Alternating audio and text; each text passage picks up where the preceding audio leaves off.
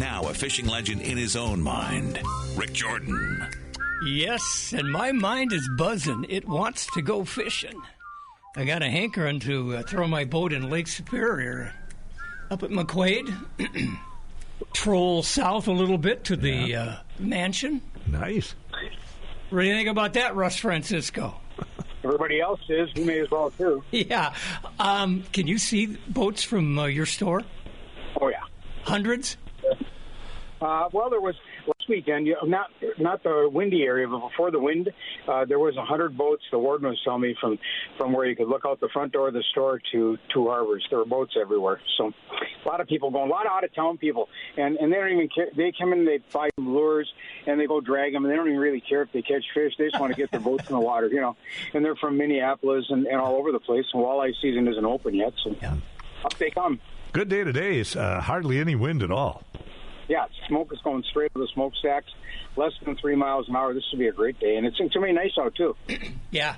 What's the high today, Dave? 42, I think. Oh, Russ, we got to go. Yep, nice weather. Hey, I was just talking with a fellow that knows your people, and he says your mother is now 100 years old. Pam, is that right? Yeah, Alma is her official name. We call her Pam. Grandma Pam, and she turned 100 yesterday. So. Wow. That's great. That's just great. Did she fish? Yeah, she fished a little bit, and she did all kinds of things. She actually raised her brothers and sisters. Her mother died pretty young, and she was in the middle of the family, 15 kids in the family, and she raised the majority of those kids from the time she was in 8th grade till the time they graduated from school. So they all got to go to school, and she didn't. So she's always wished she would have graduated from school, but she's a pretty smart person. Yeah, well, if you're any evidence of that, then she was a pretty good lady. She's a good worker. She's quite a person. Did she ever work your floor there at the store? No, she never did. Actually, it's unfortunate for her. She got in her 70s. She was still hustling. She got macular degeneration. Oh, yeah. Her eyes failed. So she's been sort of, I wouldn't say home-ridden, but, she's got injuries and stuff. She just couldn't do very much. But she's a good person, and she liked that. She went camping with us. So my dad would take her, and she would come along because she had 3 boys, and she wanted to be with the boys. I don't know if it was her favorite thing in the world, but she did it, I know that macular degeneration. That's not fun. No, it's a life changer, and sure if she could see, she would still be hustling and doing all kinds of stuff, but it slowed her down a lot. Nobody else is fishing. I think most of the lakes are still encased in ice inland, right? I think so. If you go south of town, you're starting to see open water in places, and people are getting ready. I think the cold temperatures came in and sort of slowed it down a bit, but there, rivers are starting to open up, down the Mississippi and stuff. So you don't have to go very far. You have to go 3 or 4 hours, but you don't have to go very far, like down to Missouri or anything, to find open water. So it's happening. And so we're only a week away from the Twin Cities pretty much being open. Mille Lacs has been declared open. There's still some ice floating around, but they've declared it open and ready to go. And so we're only, hour and a half, 2 hours away from everything opening up. I would think around Hinckley and stuff, we'll start to see lots of open water this weekend, especially as we go into next week when it starts to be, 50 above and 60 above and sunshiny every day. It won't take long now. Ice is pretty crummy, so. Yes. So, we'll be on it pretty quick. I could hear, we live on the Secret Lake, which is a small lake north of town, and when it was real windy the other days, we could hear the ice trying to break up. There's no open water, but we could hear it really rumbling. Yeah, there's not much left to it. It's just there because it has mass, but there's no strength to it. So Correct. It won't take much. And so we're close. And so we'll, up in the Grand Marais, they probably will be on ice for the opener, but not here. We'll be in great shape. It's funny how when it starts to go quickly, that that ice can disappear. So are you at the home show this week? Sarah's been running the home show, and I'll go down and help tonight and stuff. We've been so busy at the store that we've just been working around the clock trying to get everything done. But we're in good shape. So we've got all everything out. If the season opened tomorrow morning, we'd be ready to go. We got rods and reels and life jacket. Even got ski equipment out. We never have ski equipment out this time of year. So we're running like crazy. The boys are doing a really good job. So I'm excited. We're just chomping on the bit to get going here, and so we'll see what Mother Nature gives us in the next week or two. As long as we talk about your mom, let's talk about Russell C. Francisco. How did you get interested in outdoor goods to sell?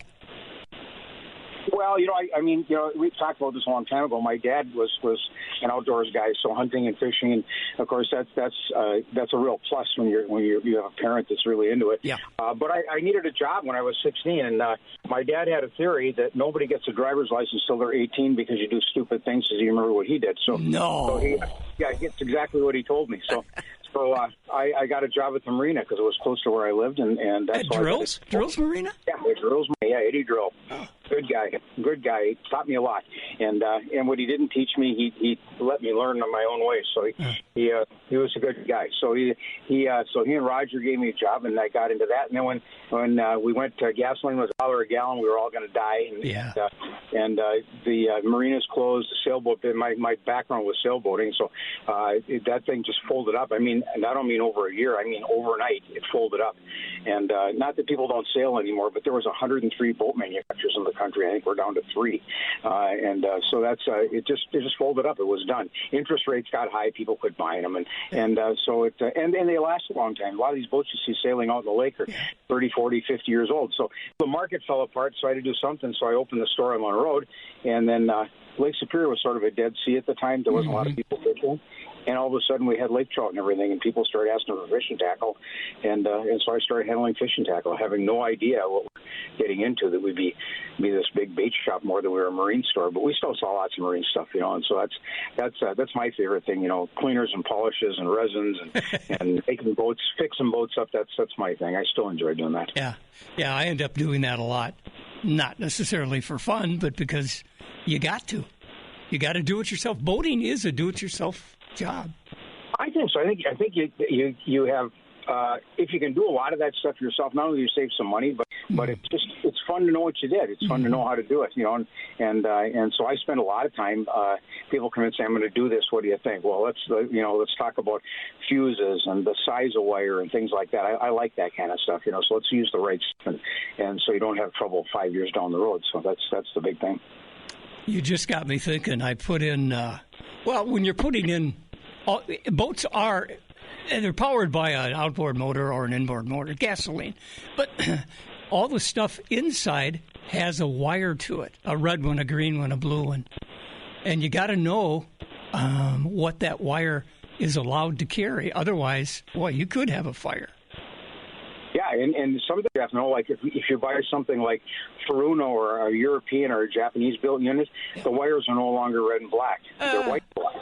Okay, and they change the rules on you a little bit. So you just have to keep abreast of that. And the other thing too is that there's all kinds of things like lithium batteries. Now we're learning in the last month, lithium batteries, when you put them in parallel or series, you have to put special fuses between the batteries to protect them. We didn't know that, and we just learned that a week ago. And so now we're buying all kinds of equipment for people so that if they have lithium batteries, we can make sure they install them right. And that's why a lot of people at bottom the last couple of years are having some trouble because the factories didn't know that we needed to put fuses between them. So anyway, we'll get that squared away and keep people going. So there's so much to learn every day, and I love change.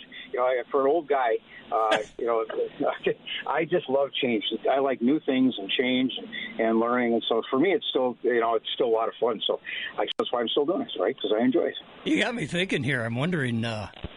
I know the difference. Dave and I had to study this for our broadcasting series in parallel. It's a big difference, and yes, there is a fuse in there here and there. Yeah. So they're telling us now we put these big batteries, these big 36-volt batteries in front of a boat.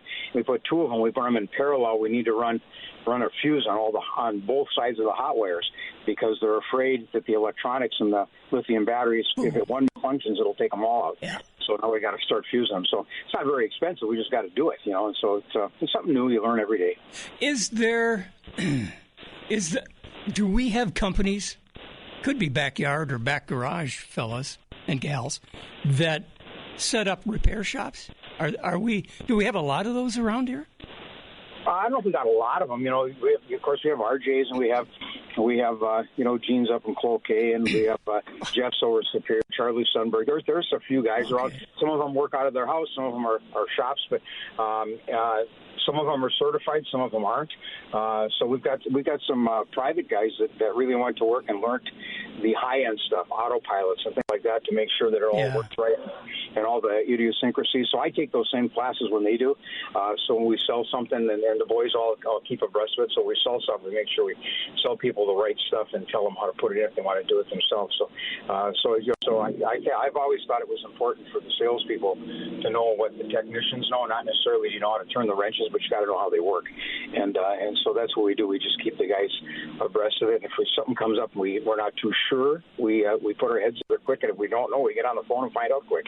There's always somebody we can call that knows. So that's the gimmick. We don't want anybody get hurt out there, So and the stuff's getting so sophisticated. It's not really hard to use, but the stuff is sophisticated and it really looks good. Grandpa told me lefty loosey, righty tighty. Yep, always. Well, except in yes. Go ahead. Well, propellers and different things. There's a lot of things that are backwards for us. So you just got to, I always tell people, if it doesn't go, don't force it. All right, some good deals at Marine General. Okay, all the life jackets, rain gear. We've got, like I say, ski tubes and water skis. All that stuff that we have on the lower level is all 20% off.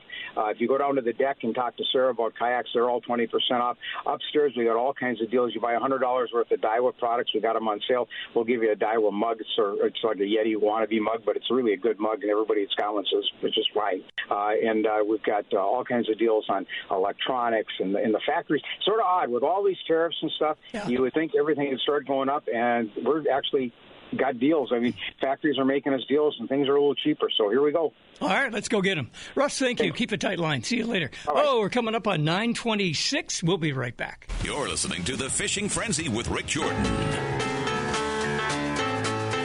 Lady Madonna. Yes, indeed. Yes.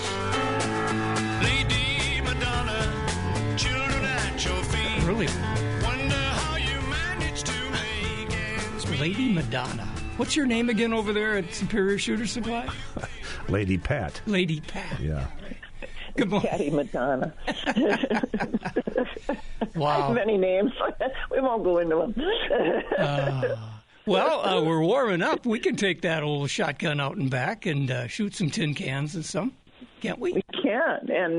And although it isn't wonderfully warm, it's a good weekend. It's a special weekend because the Gitchigumi chapter of the National Wild Turkey Federation, yes, they're taking the kids to hunt turkeys for the first time this weekend. That is so... And isn't it though? And so many of these young ones, say the kids, they would never have this chance because maybe no one else in their family hunts, and they provide everything, hours and hours of time from many people have gone into this to give these young people the best chance to at least experience turkey hunting.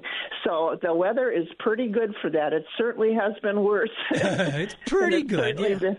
Yeah, but you know how these kids are. You tell them to dress warm, and they put like one thing on, but one extra sock under their tennis shoe. Extra sock, yeah. So they, but good luck to them, and hats off to those volunteers at the Gitchigumi chapter for making this work because it was hours of work. So that's one good thing that's happening this weekend. I got to ask, where are they going to do this hunt? Various spots in Douglas County. They get permission from some private land, and then they get public land. So it's various spots around Douglas County. Good. And they scout this before. So yeah, it's really a cool thing. Yeah. We like it. along those wildlife lines, kind of, I wanted to remind everybody that the deer camp, Wisconsin Whitetail Hunter, they have a deer camp, and it's a banquet. It's on the 11th. It's at Barker's Island. We'll be there, and we have the information if you want to go and try and win some guns and eat a good meal and talk to good friends. So that's Friday the 11th. It starts at Barker's Island at 5:30. Got to register?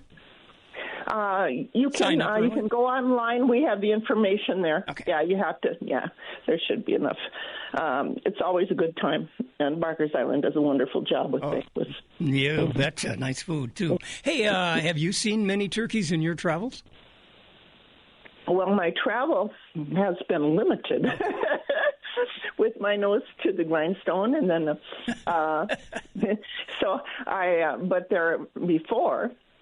there is an abundance of turkeys, especially, our places in Delta in Bayfield County.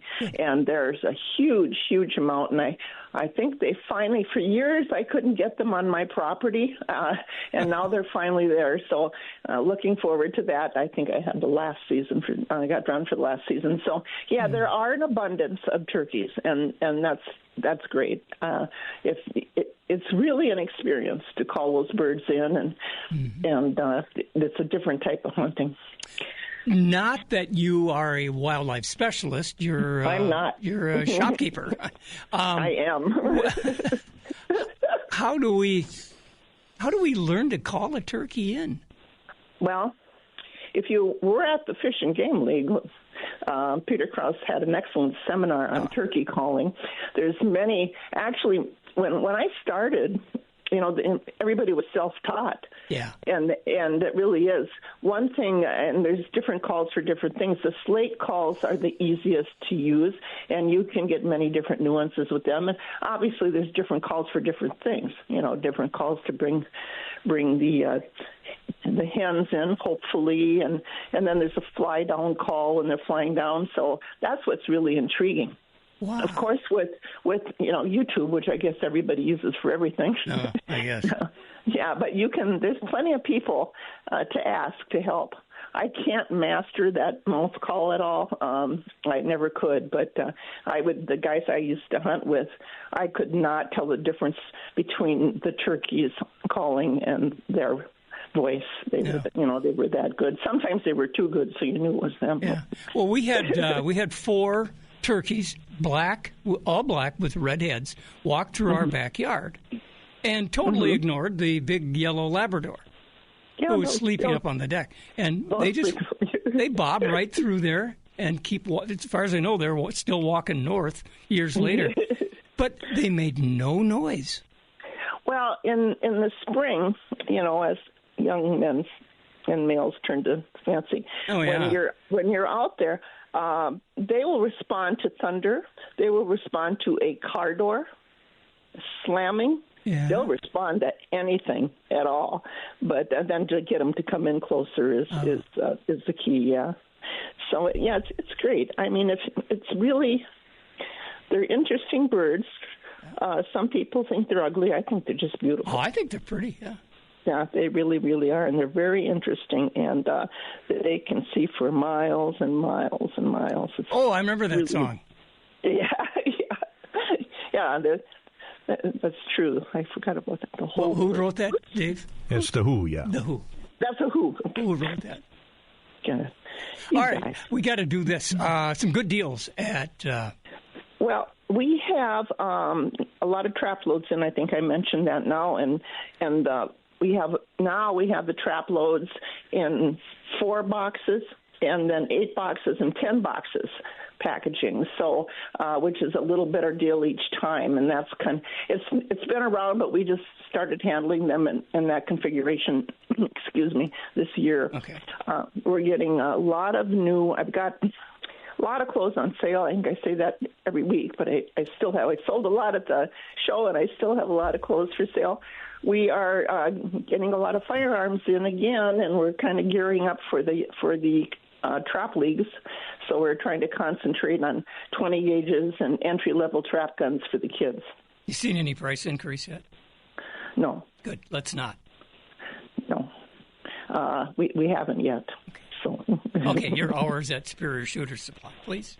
9 to 6, Monday through Friday, and 9 to 5 on Saturday. Thank you. We covered about everything today, didn't we? Sure did. We did a lot of traveling. Thank you very much.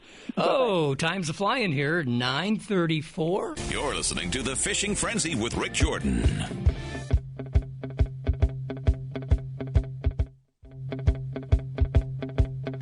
We get a bear hunt lottery out there. Did you know that? A bear hunt lottery? Yeah. Oh, I suppose to get a license or something. Yeah, not everybody can get one. So okay, wow. You better talk to somebody about okay. Your lottery. I wasn't planning on going, but now I know. Johnny, did you know we had a bear hunt lottery in Minnesota? Yes, I take part in part of that every spring. How does it work?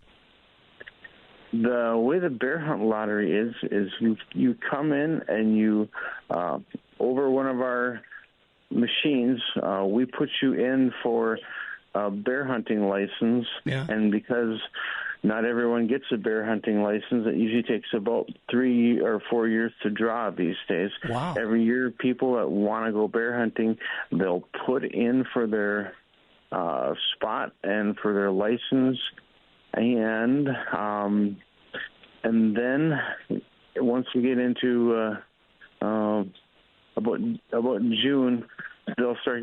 People will get notified whether or not they have a license.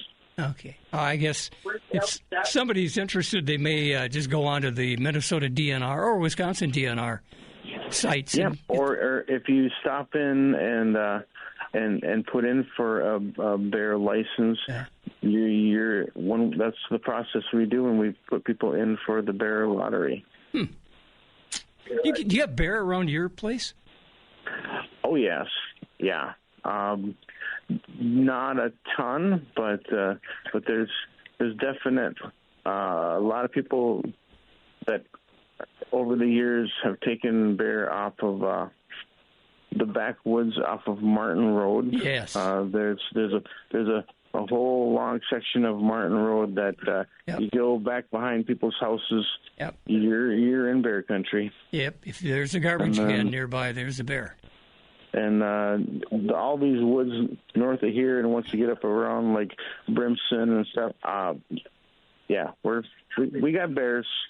We got bears. The bears. You've got chickens too. Are they interested in the eggs? The bears?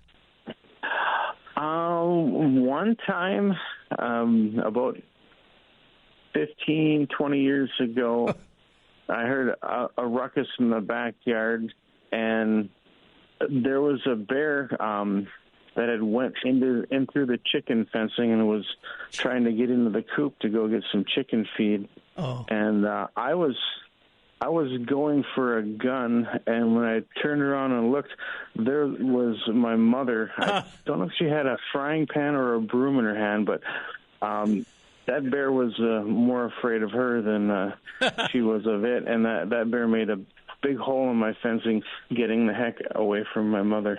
Probably more familiar with that broom than a gun. Interesting. Yeah. Very interesting. So, kind of tough to go fishing nowadays, but I suppose some folks might be headed down to Lake Superior, huh? There is a lot of people, just about every time I go do any business downtown, I always keep an eye out, and if it's not a giant east wind and it's calm enough, I'll see a nice stack of boats out off of that like 26th, 27th area, over out in front of Glensheen. Yeah. Dave, can you see anything from your studio right over here, Dave Strandberg? No, you shut the blinds. Oh, I did. Yeah, I'm sorry. But I would think there would be some. Yeah, I don't know. I could look. Right behind the beach. But, yeah, it's interesting. All right. Where are we going here? I lost my track. Okay, we're done shooting. We're done shooting bears. We're done shooting bears, and done fishing Lake Superior in front of Glen Jean. What else we got cooking? Archery's this weekend. There is the state shoot in our area, and we got it's going to be a lot of people doing the Minnesota State indoor shoot. So we've got that happening in our neighborhood, and our leagues are in the final end of playoffs, and so that's winding down. Okay. And turkey hunters. Here's a question my wife put to me. Are you sometimes sell Canadian night crawlers? I don't know if that's just a name, or do they come from Canada? They all come from Canada. Any place you buy a night crawler around here, unless it's some kid's stand on the side of the road where he's out picking them at midnight, all of our crawlers are Canadian crawlers. And are you getting any price increases? I just was reading an email from KEP, Urbank Live Bait Company, this morning, and Marshall sent me a note that so far, from what he's researched, no tariffs on night crawlers. Good. And that's like, I always got to say yet with that. So who knows? I'm hoping. So far, they haven't went after bait at all, and I don't want to see a 25% increase in the price of crawlers. No. That'd be hard to take. That would be very difficult. Keep away from our fun stuff. You can mess around with cars. Keep away from our minnows. Keep away from our minnows and our crawlers. Yeah. So let's see. People can come up and shoot smartry. That's pretty cheap. Yeah, we got a lot of folks been coming in, getting ready for their upcoming turkey hunts. Yep. And a lot of guys have been sighting in and making sure they're ready for the woods, and selling some broadheads and some arrows, and All right. If you want to come and try out any of that stuff, we have a very large inventory of used bows that we've taken in on trade, and so if you're not in the market for a brand new bow package, we can get you a really awesome pre-used package that we've gone through. Good idea. And it's in good shape. That's Charleston's Johnny Charleston by name on Rice Lake Road, on the west side of Rice Lake Road. Thank you. Thank you very much. See you later, John. We'll be back. The Fishing Frenzy with Rick Jordan. My baby does the hanky-panky. Talk about this song. My Baby Does the Hanky Panky. By Tommy James and the Shondells. Hanky-panky. That's, what's the word, licentious? I'm not sure. You got caught doing some hanky-panky, did you? Yeah, that's right. Dave Miller, hanky-panky. Good morning, and a new hero for the weekend. Yes. Well, here we go. It is another weekend. What are you doing this weekend? I've been doing a lot of stuff depending on the weather. That's a honey-do list? Weekend, last weekend was definitely a honey-do list. This weekend is looking like a. Honestly, I haven't even thought about it yet. I've been so buried with stuff going on. But it's kind of nice to be impulsive a little bit, and whether it's going up the shore to look at waterfalls or going out to the cabin to cut firewood, or, there's so many things that we can do around here, and it's just being ready to do whatever you want to do when you want to do it. And you can always stop at Northwest Outlet in Superior and find the right gear to just do it. That's a possibility, all right. If it's working outside cutting firewood, we got Carhartt stuff. If it's going for a hike, we got rubber boots. We got all the different clothing and rain gear and stuff to go with it. If it's going camping, we got the camping gear. Gosh, yeah, there's lots of opportunities out there, and we just got to get out and seize them when the getting's good. That's right. I remember April, how many years ago? 10 probably. I picked out a a pair of really nice boots that have lasted very nicely at Northwest Outlet. Giving you a plug there. Well, thank you, and you know the selections are really good, and it's like I look at the footwear department at the store, and I see all of the safety toe work boots, and all of the hiking shoes, and as the seasons change, you go from the winter boots to the the hunting boots to the hiking. And we have and of course now it's all of the wet weather, the mud boots and stuff like that go on, whether they're the neoprene or just the rubber. But the other thing too that's always fun is all the kids' boots. We got this great selection of really good kids' boots, and I think of my Scott, I guess it was, when he encountered his first puddle as a walker, he walked into the middle of it and he stomped his foot. Oh yeah. And it's like, that's got to be some little thing that's just hereditarily embedded in our minds to do that kind of stuff. But it's like with the little kids, getting them in the rain gear, and we got all kinds of good rain stuff for little kids that are waiting out the school bus and going to school, and you don't think of that all the time, but it's getting your kid equipped so that they can be outside and have fun whenever they want to do it. I should have named my dog. I had a yellow lab, wonderful dog. Should have named it Scott because we're walking down Secret Lake Road about this time of year. There's a puddle over there, and she walked right over and laid down in the puddle. Must have been a lab. Yeah, it was. Water dog. Okay, what are your hours at Northwest Outlet? Oh, we are open, Monday through Friday, 9 until 6, Saturday, 9 to 5:30. We're closed on Sundays. Yep.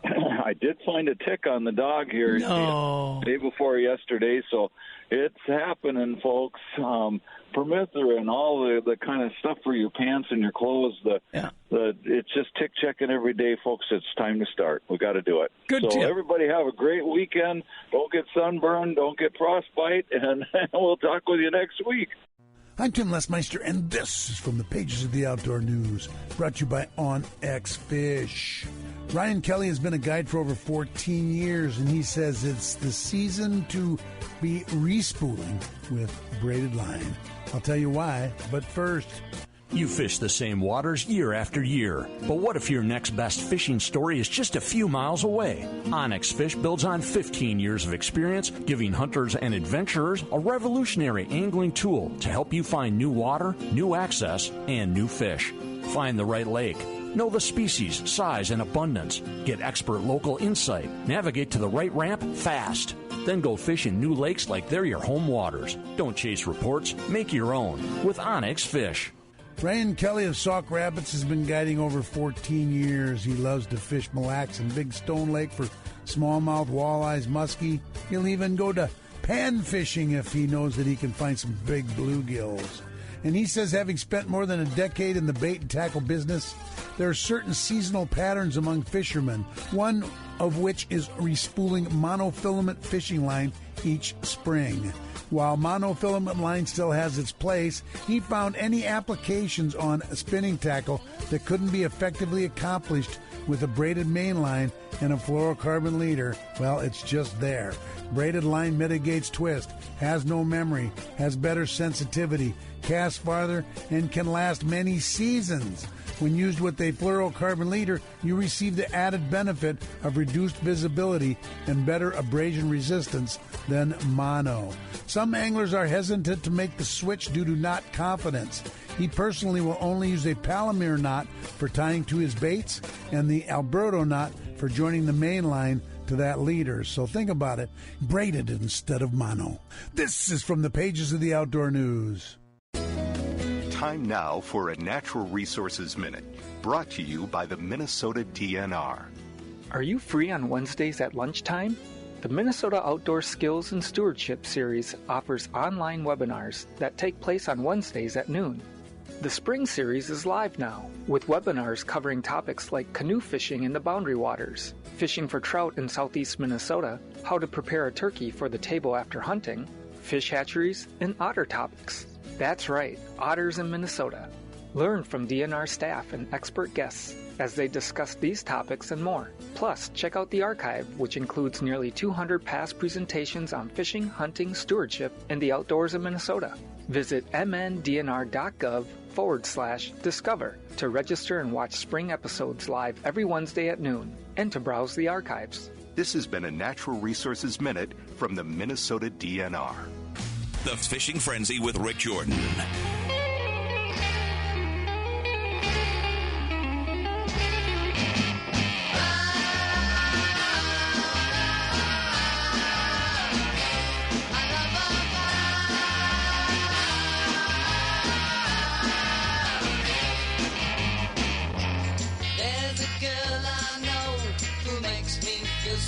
Well, we're working hard to find Matt King up there at Fisherman's Corner. We tried. You did. Matt's busy, so. Apparently. Well, that's good. We'd like to see stores that do advertising. This is true, too. Here, is he? Little monkey music for you here this morning. Whatever happened to... Well, any monkeys alive anymore? There is one remaining. That'd be Peter... Be Mickey Dolan. Mickey Dolan. Or Mickey, not Dolan's. Peter Tork. No. It's Mickey, but I forget his last name. Everybody's yelling. Maybe it is Dolan's. I don't know. We'll have to look Mickey it up. Mouse. Well, we got 5 minutes here on the frenzy. Well. We're looking around our yard for signs of spring. Yeah. And we found a few things, some weedy-looking rascals that are starting to grow, and then it snowed. Question is, how much snow did we get? 7.5. Is that what you had? Well, 7.5. I had about 3 or 4 at my house. Officially at the airport, I think it was 7. Oh, okay. Up on the shore, 10, 12 inches. Really? Up on the North Shore, yeah. It is Mickey Dolan's. I was right. Just didn't sound right. But Mickey's still around. The other monkeys have passed on. The forecast, I think, is for a little bit of possibilities, isn't it? Yeah, you asked if I had any boat sightings. Yeah. There were early in the morning as I was looking out the window, I saw boats going that direction, but I can't really see where they're parked. They're headed out the canal? Yeah, they were just moving up the the shore. Oh, that's my phone. Oh. Well, if it's the wrong number, if it's who we're looking for. It's from Steve Young, and okay. As much as I love the guy, I dare not put him on the air. Okay. He's a rascal. Gotcha. He's part of our Cast and Blast crew. Oh, all right. We started with 2 guys, then we got it up to about 7, and now we're down to 3. People get old. People become moved out and married and pass away to the great fishing boat in the sky. Then we got 3 left now. All right. When is your big hoo-ha? That's in the fall, I would assume. That would be probably the first weekend of October, maybe the 15th of October or so. It's around my birthday. So there's lots of fishing and or hunting and both stuff going on. Pretty good walleye season in mid-October in Minnesota, Wisconsin. But then again, there's grouse coming out of the woodwork too about that time, and we do pretty well. You're a big hockey fan. Alex Ovechkin. Very good.